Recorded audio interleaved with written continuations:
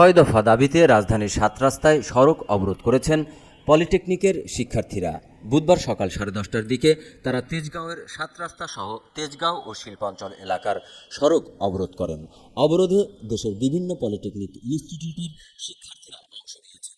ঢাকার পলিটেকনিক ইনস্টিটিউটগুলোর আরও শিক্ষার্থী কর্মসূচিতে অংশ নিতে ওই এলাকায় জড়ো হচ্ছেন।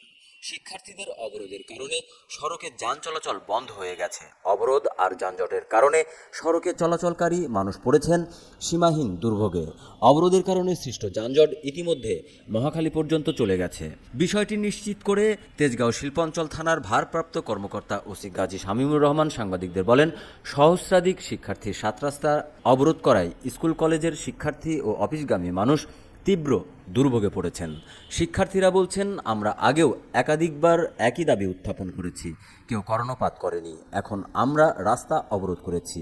দাবির ব্যাপারে কথা বলতে হলে আমাদের কাছে আসতে হবে, সচিবালয়ে কেউ যাবে না। শিক্ষার্থীদের অবরোধের কারণে তেজগাঁও মগবাজার সড়কে যানজট সীমাহীন আকার ধারণ করেছে। উর্ধ্বতন কর্তৃপক্ষ সহ সংশ্লিষ্ট মন্ত্রণালয়কে বিষয়টি অবগত করা হয়েছে বলে জানিয়েছেন পুলিশ কর্মকর্তারা।